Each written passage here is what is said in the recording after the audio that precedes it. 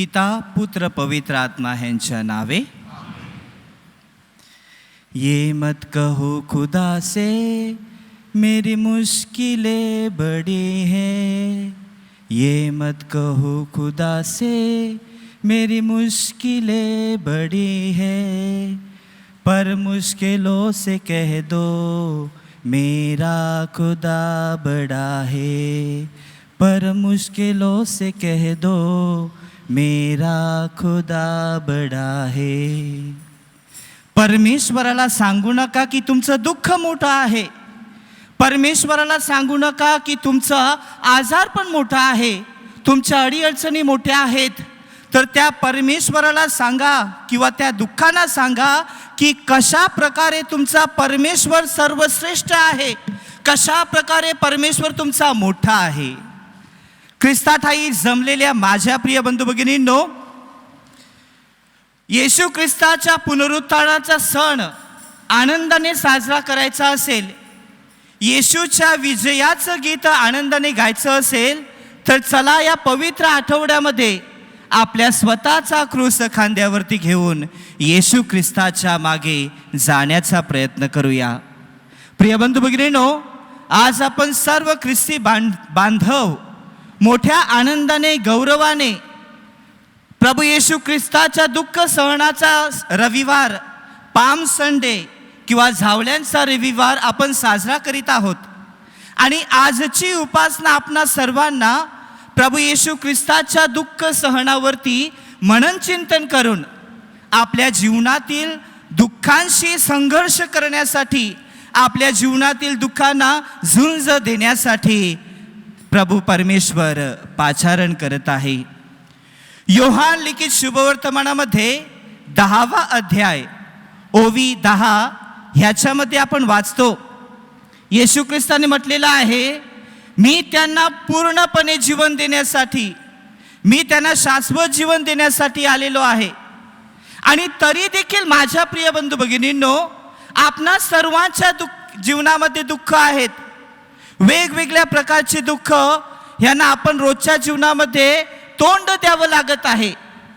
काही जणांना घरामध्ये खाण्यासाठी एक अन्नाचा कण नाही याचं दुःख आहे, काही जणांना शारीरिक आजारपणाचं दुःख आहे, व्यसनाच्या आहारी गेलेली मुलं मुली ह्यांचं देखील दुःख काही आई वडिलांना आहे।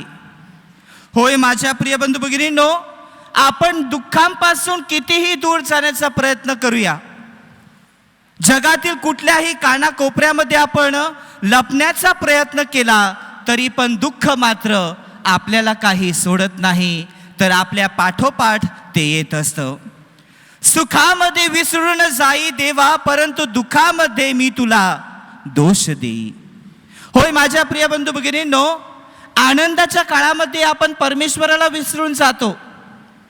आपल्याला वाटतं की आपला पैसा, संपत्ती, धन दौलत हीच आपल्यासाठी सर्वश्रेष्ठ आहे, आपल्याला परमेश्वराचा काहीच गरज वाटत नाही। परंतु आपल्या जीवनामध्ये जेव्हा जेव्हा दुःख येतं तेव्हा आपण परमेश्वराला दोष देत असतो।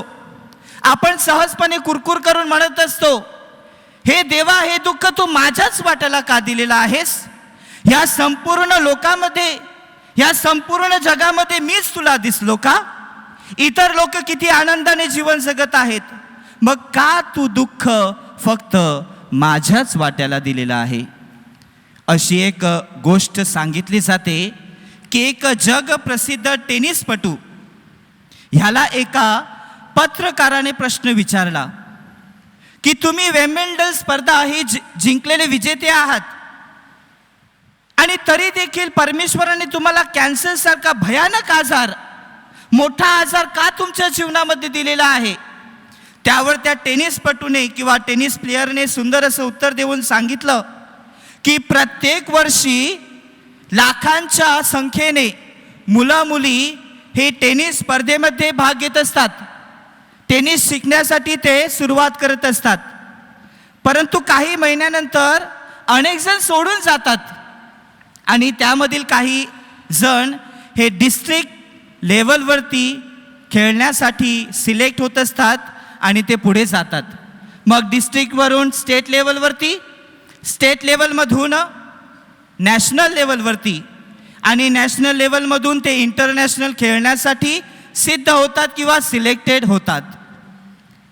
अशीच एक जगप्रसिद्ध टुर्नामेंट म्हटली म्हणजेच विम्बल्डन स्पर्धा. आणि ही खेळण्यासाठी कितीतरी महान प्रसिद्ध खेळाडू याच्यामध्ये भाग घेतात.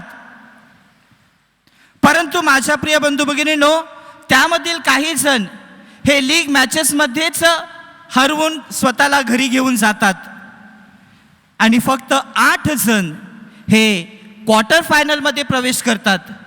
त्यामधून 4 जण सेमीफायनल्समधून फक्त 2 जण हे फायनल्समध्ये जातात आणि शेवटी त्या दोघांमधून फक्त एकच विजेता होतो. आणि ज्या वर्षी मी विम्बल्डन स्पर्धा जिंकली, ज्या वर्षी मी विम्बल्डन स्पर्धेचा विजेता ठरलो, तेव्हा मी परमेश्वराला प्रश्न केला नाही की हे परमेश्वरा, या संपूर्ण जणांमध्ये तू माझीच का निवड केलेली आहेस?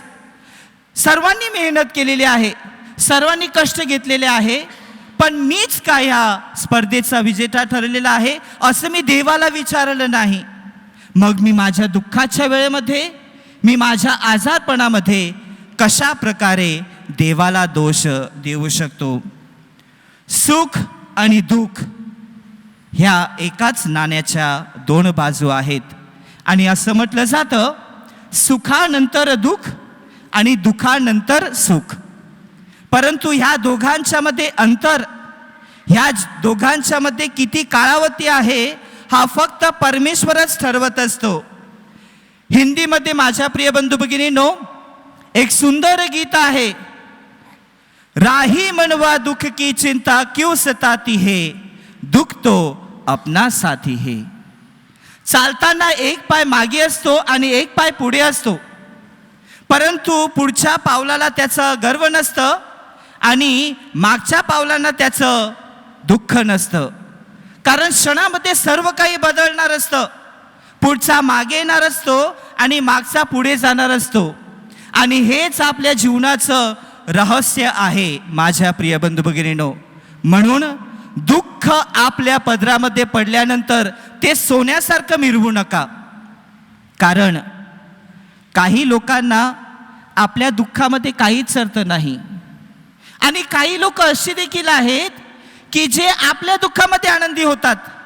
आपण त्यांच्याकडे आपलं दुःख सांगायला गेलो तर त्यांना चांगलं वाटतं की आपण दुःखी आहोत. म्हणूनच माझ्या प्रिय बंधू भगिनींनो, आपण स्वतः दुःखी असलो तरी चालेल, परंतु आपल्यामुळे इतर लोक दुःखी होता कामा नये याचा आपण नेहमी प्रयत्न केला पाहिजे. करंथीकरास पहिले पत्र अध्याय 7 ओवी 10 ह्याच्यामध्ये संत पौलाने आपल्यासमोर 2 प्रकारचे दुःखाचे प्रकार सादर केलेले आहेत. एक दैवी दुःख आणि दुसरा जागतिक दुःख. ह्या दोन्ही दुःखामध्ये माझ्या प्रिय बंधू भगिनींनो जमीन आसमानाचा फरक आहे. जागतिक दुःख हे क्षणभंगूर दुःख असतं, तात्पुरता दुःख असतं आणि शेवटी माझ्या प्रिय बंधू भगिनींनो ते आपलं जीवन उद्ध्वस्त करून टाकतं. परंतु दैवी दुःख हे आपल्या जीवनाचा कायापालट करून टाकतं. आपल्याला पापापासून दूर घेऊन जातं, आपल्याला प्रायश्चित्त करायला लावतं आणि शेवटी आपल्या जीवनाचं तारण करून घेत असतं. ह्या दोघांमधील फरक जाणण्यासाठी येशूच्या 2 शिष्यांच्या जीवनावरती आपण मननचिंतन करायला हवं. आणि ते 2 शिष्य म्हटले म्हणजेच एका बाजूला पेत्र तर दुसऱ्या बाजूला जुडस इस्कारियत. त्या दोघांनी येशू विरुद्ध पाप केलं. एकाने पेत्राने येशू ख्रिस्ताला नाकारलं तर यहुदी इस्कारियोत ह्याने येशू ख्रिस्ताचा विश्वासघात केला. आणि ते केल्यानंतर दोघांनाही दुःख झालं. परंतु माझ्या प्रिय बंधू भगिनींनो पेत्राला दैवी दुःख झालेलं होतं आणि म्हणून त्याचं दुःख त्याने त्यापुरता ठेवलं नाही, तर तो येशू ख्रिस्ताकडे जातो, पश्चाताप करतो, पापाची क्षमा मागतो आणि तदनंतर येशू ख्रिस्ताचा धाडसी आणि उत्तम शिष्य बनतो आणि शेवटी येशू ख्रिस्ताचा मिशन कार्य तो पुढे चालवतो. परंतु याच्या विरुद्ध जुडस इस्कारियत ह्याला जागतिक दुःख झालं. त्याला दुःख झाल्यानंतर त्याला स्वतःच्या मनामध्ये त्याला भावना झाली की कदाचित माझं पाप हे येशूच्या प्रेमापेक्षा, येशूच्या क्षमेपेक्षा महान आहे. आणि म्हणून तो तिकडेच राहिला. तो येशू ख्रिस्ताकडे क्षमा मागण्यासाठी जात नाही. आणि नंतर स्वतःचं जीवन तो स्वतः उद्ध्वस्त करून घेतो. प्रिय बंधू भगिनींनो, दुःख हे सर्वपणे किंवा पूर्णपणे वाईट नाही. कारण कधी कधी दुःखाच्या परिस्थितीमधून जात असताना आपल्याला परमेश्वराच्या अस्तित्वाची जाणीव होत असते. आणि म्हणूनच माझ्या प्रिय बंधू भगिनींनो, येशू ख्रिस्ताने मत्ती लिखित शुभवर्तमानामध्ये 5वा अध्याय ओवी 4 याच्यामध्ये येशू ख्रिस्त म्हणतो, जे शोक करतात, जे दुःखी आहेत ते धन्य, कारण त्यांचं सांत्वन केलं जाईल. पुन्हा एकदा येशू ख्रिस्त मत्ती लिखित शुभवर्तमानामध्ये 11वा अध्याय ओवी 28 याच्यामध्ये सांगतो, अहो दुःखी, कष्टी आणि भाराक्रांत जन हो, तुम्ही माझ्याकडे या, म्हणजे मी तुम्हाला विसावा देईन. आपल्याकडे माझ्या प्रिय बंधू भगिनींनो सर्व आहे, गाडी, बंगला, पैसा, संपत्ती, आणि तरी देखील आपल्या सर्वांच्या जीवनामध्ये काही ना काही दुःख आहे. आणि त्याचकरिता आज आपण त्या परमेश्वराच्या चरणाशी आलेले आहोत. आज आपण माझ्या प्रिय बंधू भगिनींनो येशू ख्रिस्ताच्या दुःख सहनावरती म्हणून चिंतन करत आहोत. मग असे 3 प्रश्न आपल्या पुढे उभे राहतात. एक, येशू ख्रिस्ताने कशा प्रकारे दुःख सहन केले? हाऊ डिड जीसस सफर? दुसरा प्रश्न, कशासाठी आणि काय येशू ख्रिस्ताने दुःख सहन केले? व्हाय डिड जीसस सफर? आणि तिसरा प्रश्न म्हणजेच येशूच्या दुःख सहनाचा माझ्या जीवनाशी काय अर्थ आहे? What is the significance of Jesus suffering in my life? त्यामधील पहिल्या प्रश्नाचं उत्तर आपण शोधण्याचा प्रयत्न करूया. हाऊ डिड जीसस सफर? प्रिय बंधू भगिनींनो, असं म्हणतात की येशू ख्रिस्ताने 3 प्रकारचे दुःख सोसले. त्यामधील पहिला प्रकार म्हणजेच शारीरिक यातना, फिजिकल टॉर्मेंट. दुसरा प्रकार म्हणजेच भावनिक आघात, ज्याला इंग्लिशमध्ये इमोशनल ट्राउमा असे म्हणतात. आणि तिसरा प्रकार म्हणजेच आध्यात्मिक वेदना, स्पिरिच्युअल ॲगनी. मत्ती लिखित शुभवर्तमानामध्ये 15वा अध्याय ह्याच्यामध्ये आपण वाचतो, प्रभू येशू ख्रिस्त पोंती पिलातासमोर उभा आहे. पोंती पिलात हा येशू ख्रिस्ताची चौकशी करतो. आणि चौकशी केल्यानंतर त्याची खात्री पडते, त्याला कळून चुकतं की येशू ख्रिस्त निर्दोष आहे. येशू ख्रिस्ताने काही पाप केले नाही, तो निरपराधी आहे. आणि तरी देखील लोकांच्या दबावाखाली त्या पोंती पिलाताने येशू ख्रिस्ताला मरणदंडाची शिक्षा दिली. प्रिय बंधू भगिनींनो, परंतु मरणदंडाच्या शिक्षे अगोदर येशू ख्रिस्ताला एका खांबाला बांधण्यात आले आणि तिथे त्याला चाबकाचे फटके मारले. चाबकाचा एक एक फटक्याचा घाय हा जणू काही तलवारीच्या धारेसारखा होता. तो जीव घेणारा धार होता. आणि त्यामुळे येशू ख्रिस्ताचं शरीर हे पूर्णपणे रक्तबंबाळ झालेलं होतं. गोष्ट तिथेच संपत नाही. एखाद्या व्यक्तीच्या पायामध्ये एखादा काटा गेला तर त्याला कितीतरी वेदना होत असतात, हे आपल्या सर्वांना ठाऊक आहे. परंतु येशू ख्रिस्ताच्या मस्तकावरती काट्यांचा मुकुट टोचण्यात आला. तो राजांचा राजा होता, परंतु त्याच्या मस्तकावरती सोन्याचा मुकुट ठेवला नाही, हिऱ्यांचा मुकुट ठेवला नाही, तर त्याऐवजी काटेरी मुकुट ठेवला गेला. तदनंतर येशू ख्रिस्ताच्या खांद्यावरती भला मोठा लाकडाचा तुकडा देतात आणि तो काल्वारी पर्वतापर्यंत, टेकडीपर्यंत वाहण्यासाठी येशू ख्रिस्ताला सांगतात. आणि शेवटी येशू ख्रिस्ताला क्रूसी खेळतात 2 चोरामध्ये आणि तिथे येशू ख्रिस्ताचा मृत्यू होतो. अशा प्रकारे माझ्या प्रिय बंधू भगिनींनो, येशू ख्रिस्ताने शारीरिक यातना भोगल्या. दुसरा प्रकार म्हणजेच भावनिक आघात म्हणजेच इमोशनल ट्रॉमा. असं म्हटलं जातं, शस्त्राने केलेला वार हा कधी बरा होतो, परंतु शब्दाने केलेला वार हा आपल्या काळजाला टोचतो, आपल्या हृदयाला टोचत असतो. He came to his own but his own accepted him not. परमेश्वर पित्याचा एकुलता पुत्र ह्या जगामध्ये लोकांमध्ये त्यांच्याबरोबर राहण्यासाठी आला, परंतु त्याचा लोकांनी स्वीकार केला नाहीत. सर्वप्रथम शास्त्री आणि फरीसी ह्यांनी येशू ख्रिस्ताला नाकारलं. शास्त्री आणि फरीसी ह्यांनी येशू ख्रिस्तावरती अनेक असे आरोप लावले, त्याला दोषी ठरवलं. येशूचं नाव त्यांनी बदनाम करण्याचा प्रयत्न केला. आणि हेच ते शास्त्री फरीसी आहेत ज्यांना परमेश्वराने लोकांची सेवा करण्यासाठी, मेंढपाळाप्रमाणे लोकांची चाकरी करण्यासाठी निवडलेलं होतं. आणि त्याच शास्त्री आणि फरीसी लोकांनी परमेश्वराच्या पुत्राला, मानव पुत्राला दोषी ठरवलं. रोमी साम्राज्याने, रोमन सरकाराने देखील येशू ख्रिस्ताला नाकारलं. प्रिय बंधू भगिनींनो, सत्य काय आहे हे पोंती पिलाताला ठाऊक होतं, आणि तरी देखील त्याने येशू ख्रिस्ताला मरणदंडाची शिक्षा दिली. सत्य जाणून देखील त्याने सत्याची बाजू घेतली नाहीत. जे सरकार सत्याच्या बाजूने उभं राहण्यासाठी निवडलं गेलेलं होतं, आणि अगदी तेच सरकार खोट्याची किंवा असत्याची साथ देतात आणि सत्याचा ते धिक्कार करतात. लोकांनी देखील येशू ख्रिस्ताला नाकारलं. हेच ते लोक आहेत माझ्या प्रिय बंधू भगिनींनो, ज्यांनी येशू ख्रिस्त यरूशलेममध्ये प्रवेश करत असताना मोठ्याने जय जयकार त्याचा केला. प्रभूच्या नावाने येणारा तो धन्य, असं मोठमोठ्या गाण्यांनी त्याने परमेश्वराचा, प्रभू येशू ख्रिस्ताचं त्याने स्वागत केलं त्यांच्यामध्ये. हेच ती लोक होती ज्यांच्यामध्ये येशू ख्रिस्त राहून अनेक असे चमत्कार केलेले होते. हीच ती लोक होती ज्यांना येशू ख्रिस्ताने आजारांतून मुक्त केलेलं होतं. आणि अगदी तीच लोक आज म्हणत आहे, त्याला क्रुसावरती खेळा, त्याला जीवे मारून टाका.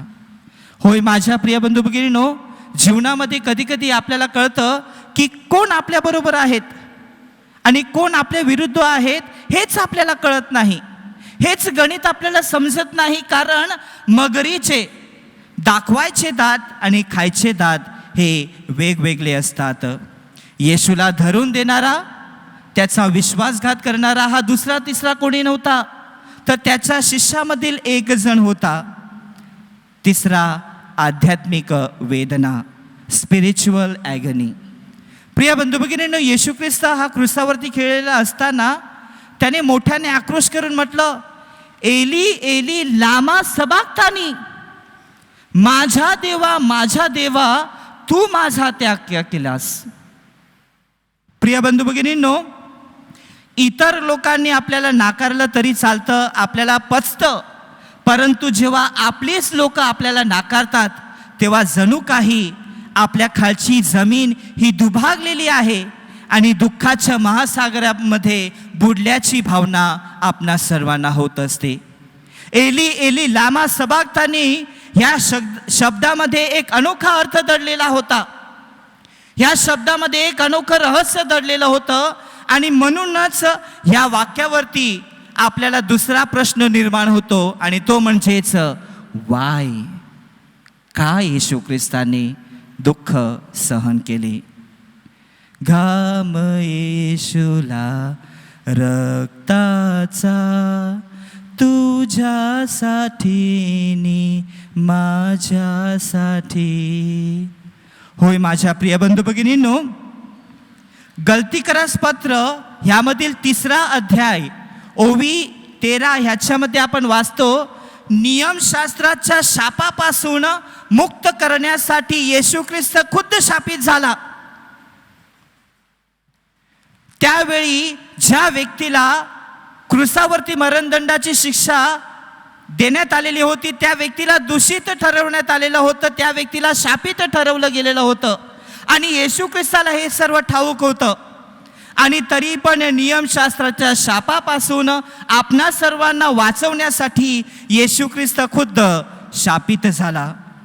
करंथीकरास दुसरा पत्र अध्याय 5 ओवी 21 याच्यामध्ये आपण पाहतो किंवा वाचतो, ज्याच्या ठाई एकही पाप नव्हतं त्याला देवाने आपल्यासाठी पाप केलं, जेणेकरून त्याच्यामध्ये आपण सर्व देवाचे नीतिमत्व व्हावे.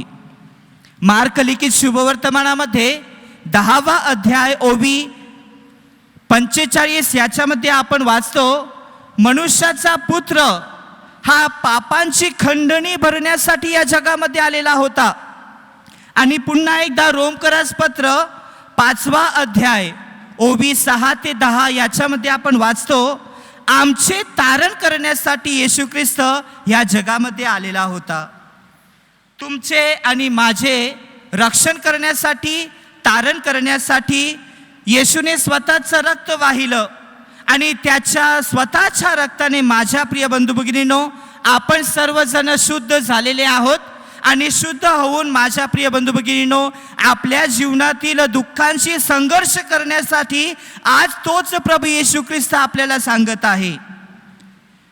म्हणूनच माझ्या प्रिय बंधू भगिनींनो, आपण आपल्या जीवनामध्ये कधीच हार मानता कामा नये. तर दुःखाशी संघर्ष करण्यासाठी आपण सदैव प्रयत्न केला पाहिजे. कारण उपदेशक ह्या पुस्तकामध्ये 3रा अध्याय आणि ओवी 4 याच्यामध्ये आपण वाचतो, रडण्याची वेळ आहे आणि हसण्याचीही वेळ आहे, दुःखी होण्याची वेळ आहे आणि नाचगाणं करण्याची देखील वेळ आहे. ह्या जगामध्ये काहीच असं कायमस्वरूपी नाही, अगदी दुःख सुद्धा कायमस्वरूपी नाही. Everything is not permanent, nothing is permanent in this world. Everything is अनिच्छा. सर्व काही चेंज होणार आहे किंवा सर्व काही बदलणार असतं. म्हणून श्रीमंतीमध्ये गर्व करू नका आणि गरीब परिस्थितीमध्ये दुःखी होऊ नका. जगायचं असेल तर बर्फासारखं जगण्याचा प्रयत्न करा. कारण एके दिवशी एका व्यक्तीने बर्फाला विचारलं की तू एवढा थंड कसा? त्यावरती बर्फाने सुंदर उत्तर देऊन सांगितलं की माझा भूतकाळ हा पाणीचा आहे आणि माझा भविष्यकाळ देखील पाणीचा आहे. मग मी गर्व तरी कशासाठी करू? मी गर्वाने कशासाठी फुगून जाऊ?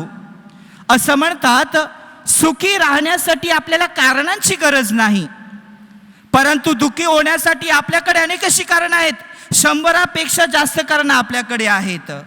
अशीच एक गोष्ट सांगितली जाते की एकदा एक लहान मुलगा इतर खलाशांबरोबर बोटीने प्रवास करत होता. बोटीने प्रवास करत असताना तो निसर्गरम्य वातावरणाचा आनंद लुटत होता. परंतु काही वेळानंतर त्या समुद्रामध्ये वादळ निर्माण झालं आणि सर्व खलाशी घाबरून गेले. कारण बोटीमध्ये लाटांचा जो पाणी होता त्यामुळे बोटीमध्ये प्रवेश करत होता. सर्वजण हे दुःखी झालेले होते आणि सर्वजण हे इथे तिथे फिरत होते, इकडे तिकडे जात होते स्वतःचा जीव वाचवण्यासाठी. परंतु हा जो लहान मुलगा होता हा खूप आनंदाने नाचत होता, गीत गात होता. तेव्हा एका खलाशाने त्या मुलाला विचारलं की का तू आनंद करत आहेस? आपण वादळामध्ये सापडलेले आहोत आणि कदाचित काही क्षणानंतर आपण मरून देखील जाणार आहोत. मग ह्याचं तुला दुःख वाटत नाही का? तू मरणाला घाबरून गेलेला नाहीस का? त्यावर त्या लहान मुलाने सुंदर उत्तर देऊन सांगितलं, ह्या बोटीचा कॅप्टन, ह्या बोटीचा नाकवा हा माझा वडील आहे आणि माझ्या वडिलांवरती पूर्ण विश्वास आहे की कुठलाही मोठं वादळ आलं तरी पण माझे वडील मला समुद्रकिनारी सुखरूपपणे घेऊन जाणार आहेत आणि म्हणून मी दुःखी नाही तर मी सदैव आनंदी आहे. होय माझ्या प्रिय बंधू भगिनींनो, तारणारा परमेश्वर पिता प्रभू येशू ख्रिस्त हा आपल्याबरोबर सदैव आहे. येशू ख्रिस्ताने आपल्याला सांगितलं आहे की मी तुमच्याबरोबर नेहमी राहत आहे. मग आपण दुःखी कशासाठी आहोत? का आपलं जीवन दुःखाने भरलेलं आहे? गौतम बुद्धाने सांगितलेलं आहे, desire is the cause of suffering. इच्छा ही एकमेव आपल्या दुःखाचं कारण आहे. उदाहरणार्थ, आपण इच्छा केली की माझ्याकडे फरारी गाडी असावी, परंतु ती गाडी जर मला मिळाली नाही तर मी दुःखी होतो. आणि म्हणूनच येशू ख्रिस्ताने काय सांगितलं? हे परमेश्वरा, माझ्या इच्छेप्रमाणे होऊ देऊ नकोस, तर तुझ्या इच्छेप्रमाणे सर्व काही होऊ दे. ज्या वेळेला माझ्या प्रिय बंधू भगिनींनो, आपण आपल्याच इच्छेप्रमाणे जगण्याचा प्रयत्न करतो तेव्हा आपण दुःखी होतो. परंतु आपण जेव्हा परमेश्वराच्या इच्छेप्रमाणे जगण्यासाठी प्रयत्न करतो तेव्हा आपण सदैव आनंदी असतो, जरी आपल्याकडे काही नसले तरी. आणि म्हणूनच माझ्या प्रिय बंधू भगिनींनो, शेवटी एवढंच म्हणेन, आयुष्य फार छोटं आहे, म्हणून दुःखी राहू नका, तर आनंदाने जीवन जगण्याचा प्रयत्न करूया. आमेन.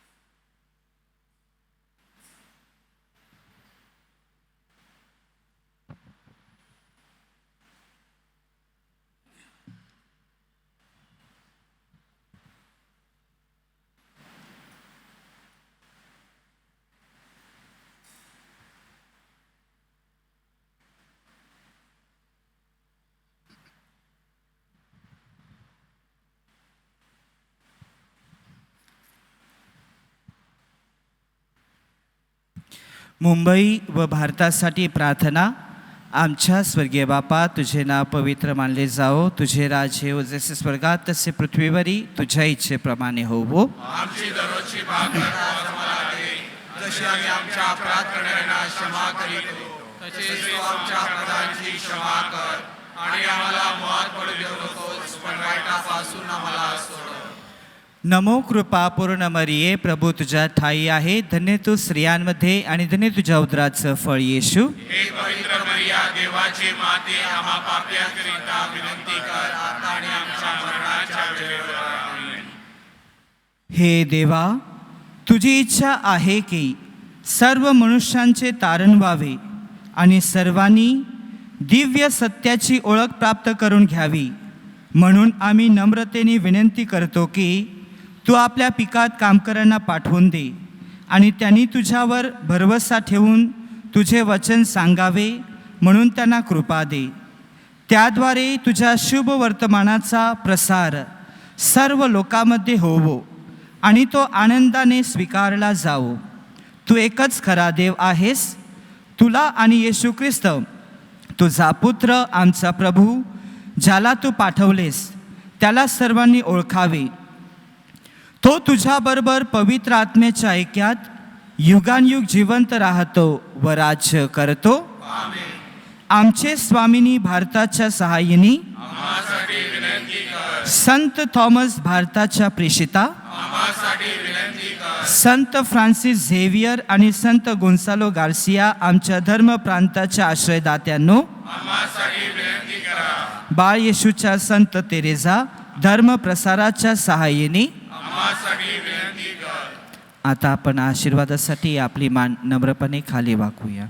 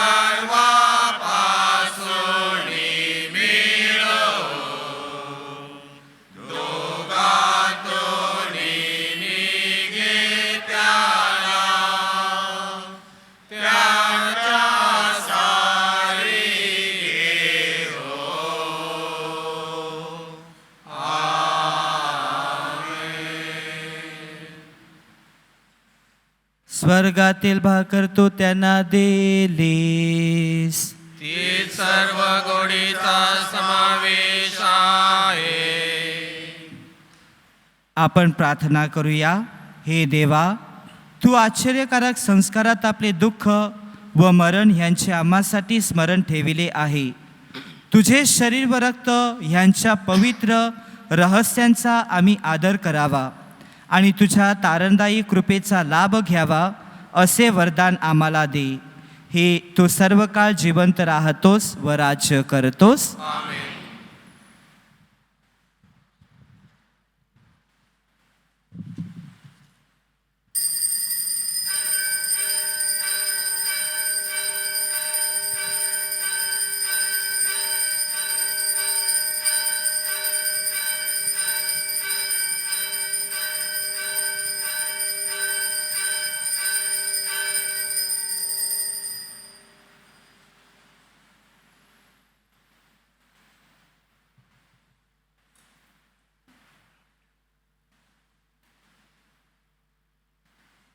धन्यवाद. देव धन्य असो, त्याचे धन्य असो, येशू आणि खरा मनुष्य धन्य असो, त्याचे नाव धन्य असो, त्याचे अतिपवित्र हृदय धन्य असो, त्याचे अतिमौल्यवान रक्त धन्य असो, वेदीवरील अतिपवित्र संस्कारात येशू धन्य असो, कैवारी पवित्र आत्मा धन्य असो, अतिपवित्र मैया थोर देवमाता धन्य असो, तिचा पवित्र आणि निष्कलंक गर्भसंभव धन्य असो, तिचे गौरवमय स्वर्गनयन धन्य असो, मरिया कुमारी आणि माता हिचे नाव धन्य असो, संत योसेफ तिचा अतिविरक्त पती धन्य असो. देव आपल्या दूतान व संतान करवी धन्य असो.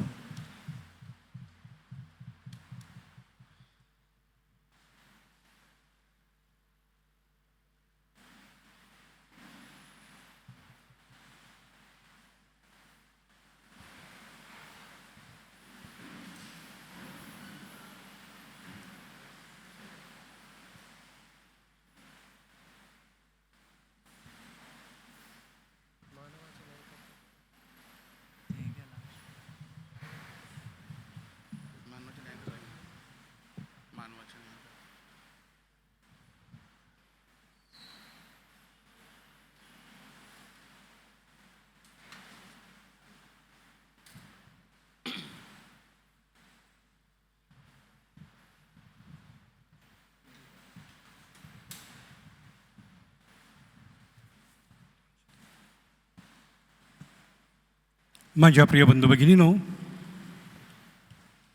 क्रिकेटमध्ये पहिले जे फलंदाज खेळाडू असतात, ह्याने जर सुरुवात चांगली केली, षटकार आणि चौकार जर मारले तर खेळाला अगदी बहुत मजा येत असते. आजच्या ह्या पहिल्या दिवशी आपल्याला फादर झेवियर पाटील उस्मानाबाद इथून ते आपल्यामध्ये आलेले आहेत. काल परवापासून आपल्यामध्ये आहेत. अगदी धडाडीचे व्यक्तिमत्व. तिथे ते वाईस प्रिन्सिपल आहेत. उस्मानाबाद ख्रिस्ती लोक नाहीत, इतर समाजाची सेवा करण्यासाठी ते तिथे आहेत. तिथे 3-4 फादर आहेत आणि अन्य धर्मियांची सेवा करत असताना किती अडचणीत असतात ती त्यांनाच कल्पना आहे.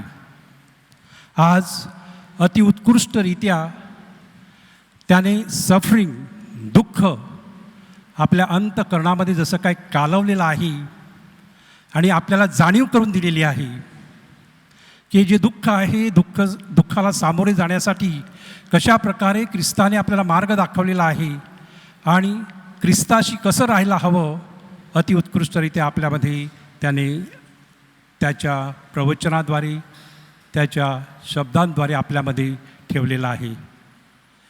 फादर झेवियर हे मूळचे चौक डोंगरी तिथले आहेत. कॅपिचन ह्या संघामध्ये ते कार्यरत आहेत. त्यांचे मी आभार मानत आहे. येणाऱ्या ह्या 3 दिवसामध्ये जशी काय आता सुरुवात केलेली आहे षटकारांची आणि चौकाराची, येणाऱ्या 3 दिवसामध्ये खरोखर आपलं अंतःकरण हलवून निघणार आहे.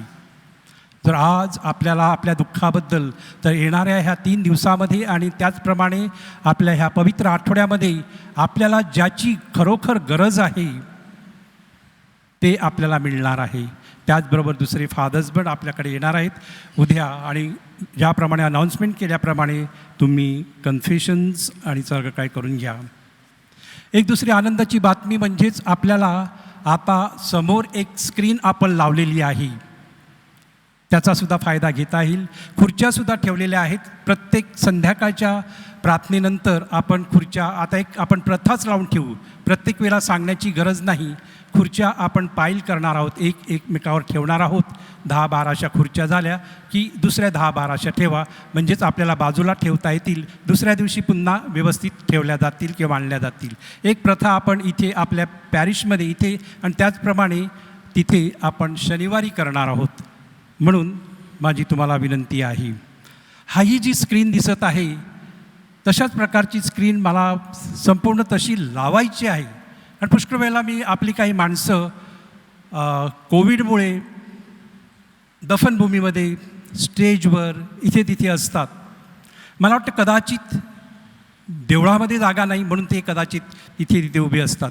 परंतु ह्या स्क्रीनमुळे त्यांना तरी कदाचित ह्या वेदीवर काय चाललेलं आहे ते त्यांना पाहता येईल. म्हणून तिथे पर्मनंट स्क्रीन लावण्याचा विचार आम्ही PPC पॅरिस काउन्सिलमध्ये घेतलेला आहे.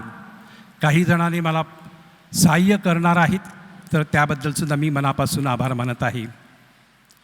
आजच्या आणि कालच्या दिवसापासून आपण पुष्कळ वेरोनिका बघितल्या. अतिउत्कृष्ट त्याने आणि भावनाप्रधान ह्यामधून आपल्याला हे वेरोनिकाचं गाणं आपल्यासमोर सादर केलं. त्याच्यासाठी असंख्य क्वायर मेंबर्स होते, परंतु कुठेतरी कोणतरी प्रमुख असायला हवा, म्हणून त्या दृष्टिकोनातून आपले फादर हेनरिक, त्याचबरोबर नोरा आणि त्यांची टीम ह्या मुलींना अति उत्कृष्टरित्या त्याने शिकून अगदी कॉन्फिडंटली, अगदी किती चांगल्या प्रकारे ते पुढे आल्यात आणि आपल्याला अगदी उत्कृष्टरित्या भावनात्मक ते गाणं गायलं गेलं. क्वायर मेंबर्स सगळे आम्ही तुमचे आभारी आहोत. परंतु या मुलींचीसुद्धा, कारण त्यांच्या पालकाने या मुलींना पाठवलं, त्यांची प्रॅक्टिस घेतली आणि त्याप्रमाणे मी सांगितल्याप्रमाणे पहिल्या, दुसऱ्या, तिसऱ्या आणि चौथ्या मिसाला, तर त्यांचीसुद्धा आभार मानत आहे. कारण पुष्कळशी प्रॅक्टिस करावी लागते आणि त्यांनी ती केली आणि खरोखर उत्कृष्टरित्या. तर मी ह्या सगळ्यांच्या 5-6 जणी आपल्या मुली आहेत त्यांचे आभार मानत आहे. जेनिसा डिसोजा ह्याने सॅटर्डे 7 वाजताच्या मिसावर तिचं गायन सादर केलं. नंतर सकाळी 6 एलिटा गोन्साल्विस, त्याचप्रमाणे 7 वाजता